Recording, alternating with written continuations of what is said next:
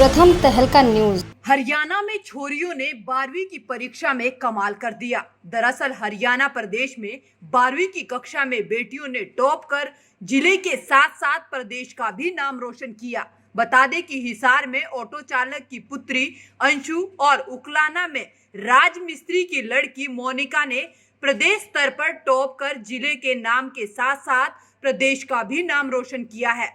और इसके साथ ही पानीपत में पहले 3 स्थानों पर बेटियों ने अपना परचम लहराया है। 2 छात्राओं ने संयुक्त रूप से जिले में टॉप किया है, जिसमें से एक हॉकर की बेटी है तो दूसरी बेटी के पिता एक कॉस्मेटिक की छोटी सी दुकान चलाते हैं। इन दोनों ने परिवार के साथ साथ जिले का भी नाम रोशन किया है। चलिए आपको सुनाते हैं क्या कुछ कहती हैं ये बेटियां। नमस्ते, मेरा नाम मोनिका है। मैं G++ चमारखेड़ा में पढ़ती हूँ। मैंने 12th क्लास HPSC बोर्ड में मैं सेकंड टॉपर हूँ और इसके लिए मैं अपने स्कूल, अपने पेरेंट्स, अपने गांव, विलेजर सभी को बहुत बहुत थैंक यू बोलना चाहती हूँ। अगर वो नहीं होते तो शायद मैं ऐसा नहीं कर पाती। तो मैं अपने टीचर्स को सबसे पहले थैंक यू बोलना चाहूँगी, फिर मेरे पेरेंट्स, विलेजर्स सबको बहुत बहुत thank you. Anshu, I am from PGC Senior Secondary School. I have got second rank in Haryana. और ये जो सब कुछ हो पाया वो हमारे स्कूल के कारण ही हो पाया है। स्कूल ने हमको इतना सपोर्ट किया है, हर टाइम हर एक डाउट क्लियर किया गया हर टाइम। सो ये जो कुछ भी हो पाया है उसमें पूरा का पूरा सपोर्ट स्कूल का ही है और पेरेंट्स का है, जिन्होंने हमको सपोर्ट किया है। और मैं मतलब आज I am very happy to be the topper of Haryana. मैं स्टार्टिंग से मेरा ड्रीम था कि मेरे को टॉप करना है और वो आज ड्रीम पूरा हो चुका है। आई एम वेरी हैप्पी। खुशी तो होती है जब रैंक आता है हरियाणा के अंदर, और सबसे ज़्यादा हमारे पेरेंट्स का और हमारे प्रिंसिपल सर का, सारे टीचर्स का बहुत सहयोग रहा हमको गाइडलाइंस देने के लिए।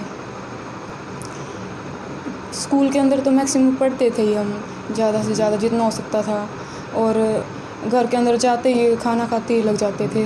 और फिर तब जब कार्य हमारा पूरा हो जाता था ना, तभी हटते थे।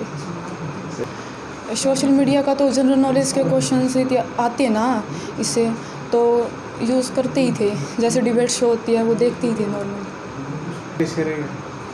आगे IAS बनने का,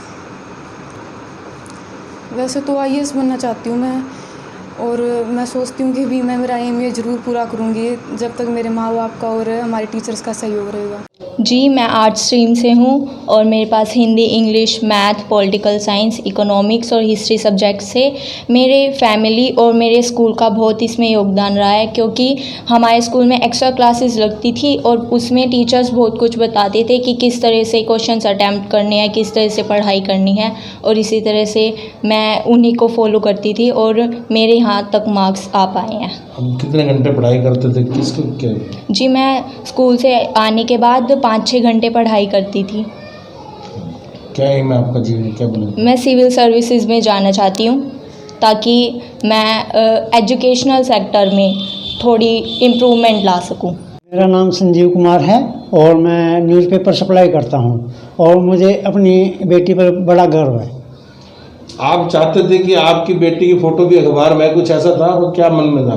बस ये समझो मेरी लड़कियाँ मुझसे आगे निकलें बस। तो आज आपकी बेटी का अखबार में फ़ोटो आया तो आप अखबार भेज दे, तो क्या आप बहुत अच्छा लगा जी, बहुत अच्छा महसूस कर रहा हूँ मैं, बहुत दिल से खुशी है।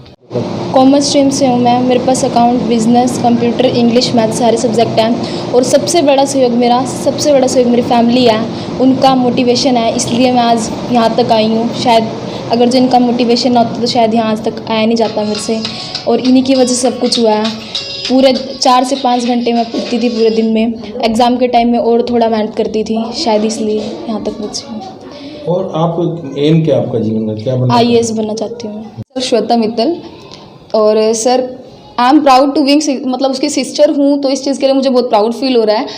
आई एम लाइक, मैंने सोचा था हाँ ये स्कूल टॉप कर सकती है, लेकिन इतना नहीं सोचा था कि पानीपत टॉप कर जाएगी, हमारा डिस्ट्रिक्ट टॉप कर जाएगी। और ये हमेशा बोलती है कि दीदी ने हार्ड वर्क किया, लेकिन ये सभी को पता है कि हार्डवर्क मेरा था, लेकिन 40% मेरा था, 60% उसका ही रहा है। तो हार्डवर्क इसका ही है।